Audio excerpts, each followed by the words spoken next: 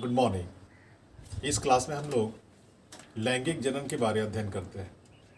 लैंगिक जनन, sexual reproduction. ये सेक्सुअल रिप्रोडक्शन क्या है? तो लैंगिक जनन वह जनन की प्रक्रिया जिसमें नर युग्मक और मादा युग्मक दोनों भाग लेते हैं, उसे हम लैंगिक जनन कहते हैं। यह लैंगिक जनन है वो जनन कोशिकाओं में होती है, रिप्रोडक्टिव सेल्स। जंतुओं में अगर हम बात करेंगे तो नर से नर युग्मक निकलती है जिसे हम लोग शुक्राणु कहते हैं, और मादा से जो मादा युग्मक निकलती है उसे हम लोग अंडाणु कहते हैं। उसी प्रकार पौधों में जो नर भाग है उसे पुंकेसर, और जो स्त्री भाग है मादा भाग उसको स्त्री केसर कहते हैं। पुष्पी पौधों में लैंगिक जनन किस प्रकार से होती है? किसी भी प्लांट का जो रिप्रोडक्टिव पार्ट है वो फ्लावर है, वो पुष्प है। तो दो तरह के पौधों से पुष्प मिलता है, एक है एक लिंगी पौधा और दूसरा है मेरा द्विलिंगी पौधा। ये कैसे पौधे हैं? एक लिंगी पौधा वो पौधा है जिसमें या तो नर भाग या तो मादा भाग, दोनों में से केवल एक ही भाग उपस्थित होता है। और हमारे पास उदाहरण है पपीता और तरबूज। मतलब पपीता के पौधों को हम लोग देखते हैं तो देखते हैं एक पौधा जो फल देता है और एक पौधा जो फल नहीं देता है। जो फल नहीं देता है वो नर पौधा है और जो फल देता है वो मादा पौधा है। उसी प्रकार द्विलिंगी पौधा वह पौधा जिसमें नर भाग तथा मादा भाग दोनों उपस्थित होते हैं, उसके हम लोग द्विलिंगी पौधे कहते हैं। और इसका उदाहरण है उड़हुल और सरसों। अभी मैंने एक पुष्प का संरचना बनाया है जिसमें पुष्प के जो मुख्य भाग हैं वो है बाह्य दलपुंज, दलपुंज जिसे पंखुड़ी कहते हैं, पुंकेसर और स्त्री केसर। कहने का मतलब ये द्विलिंगी पुष्प है जिसमें पौधे के चारों भाग उपस्थित हैं।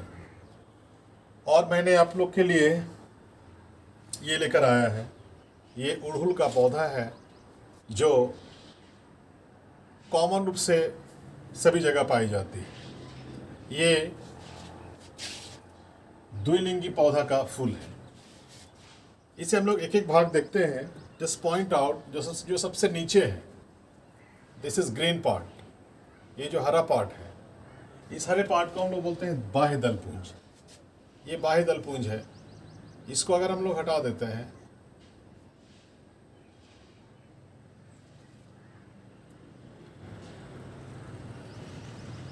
इसे अच्छी तरह हटा दिए। कहने का मतलब ये मेरा अलग से देखेंगे तो ये बाह्य दलपुंज है। इसके बाद जो पंखुड़ियां हैं, जो मेरा सेकेंड पार्ट है दलपुंज, उसे हम लोग अलग करते हैं। दिस वन,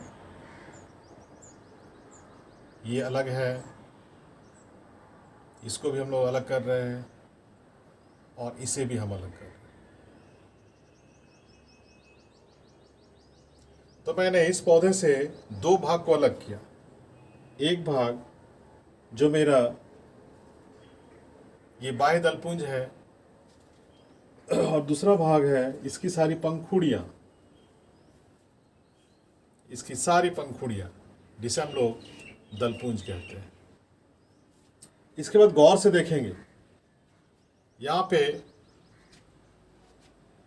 देखते हैं कि ये सावधानी से कि ये जो ऊपर का पार्ट्स है 1 2 3 4 5 5 जो है ये दिख रहा है डार्क स्ट्रक्चर का, वो फीमेल पार्ट है। और इतनी सारी जो संरचनाएं दिख रही है ये नर भाग है जिसको हम लोग पुंकेसर कहते हैं। मतलब इस पौधे में के फूल में ये मादा भाग और ये नर भाग है। अब हम लोग कैसे पहचानेंगे? तो इसको डिसेक्ट करते हैं। इसको यहाँ से हम लोग हटाते हैं, सावधानी से हटाना है। ये देखिए, ये हटाया जा रहा है, ये हम लोग हटा दे रहे हैं। ये हट गया। इसको और नज़दीक से हम लोग देखते हैं तो ये पार्ट इस तरह से दिख रहा है, ये इसका अंडाशय है।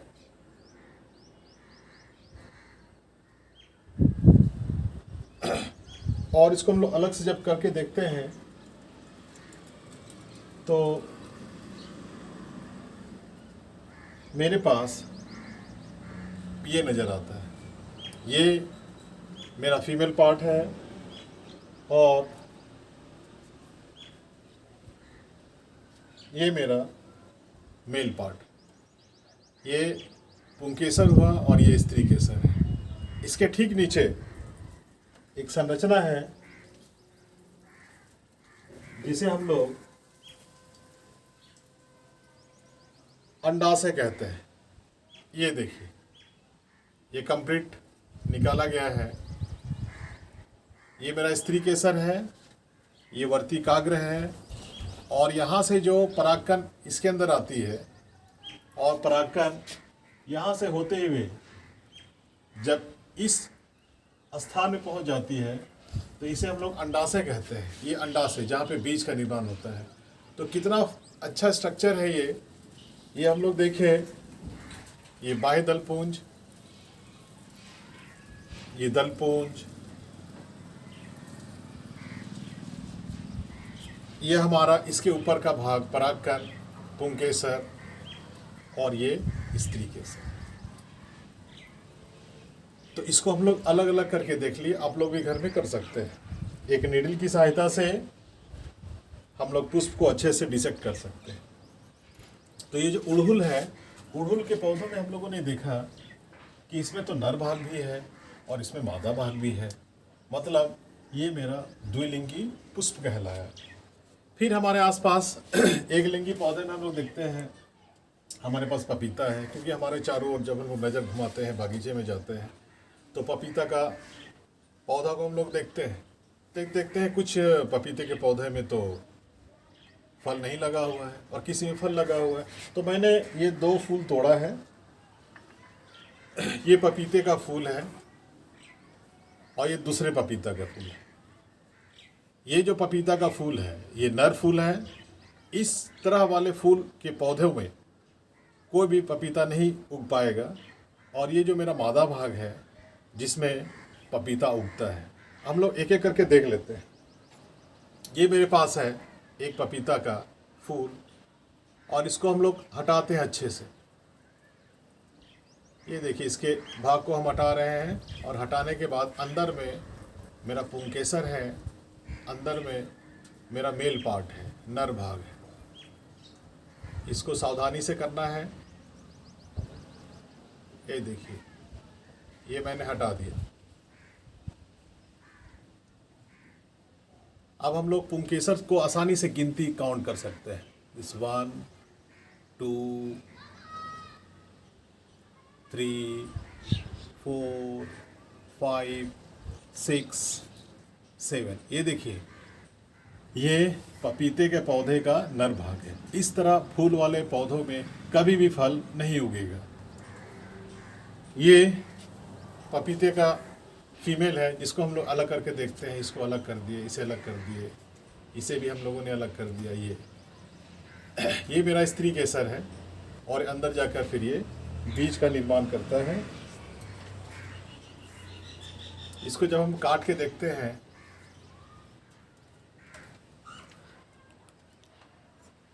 इसे जब हम काटते हैं ब्लेड से तो देखिए, ये इसके अंदर बीज का निर्माण होगा, क्योंकि हर एक अंडाशय के अंदर बीज का निर्माण होता है। ये अंडाशय बन गया, अंडाशय के अंदर ये पपीते का बीज, यहाँ पे आप देख सकते हैं छोटी छोटी संरचनाओं में बीज का भी निर्माण हो रहा है। कहने का मतलब है कि हमारे पास जो पपीता है, पपीता के 2 तरह के फूलों का हम लोगों ने अध्ययन किया, एक नर और एक मादा। और जब नर भाग और मादा भाग, कहने का मतलब जब परागकणों को पुंकेसर से वर्तिकाग्र तक स्थानांतरण किया जाता है तो इस प्रक्रिया को हम लोग बोलते हैं परागन, पॉलिनेशन। और ये पॉलिनेशन वायु के द्वारा हो सकती है, ये पॉलिनेशन जल के द्वारा हो सकती है, ह्यूमन बीइंग के द्वारा हो सकती है, कीटों के द्वारा हो सकती है और तब जाकर उसमें निषेचन होता है और लैंगिक जनन की क्रिया पूरी होती है। Thank you.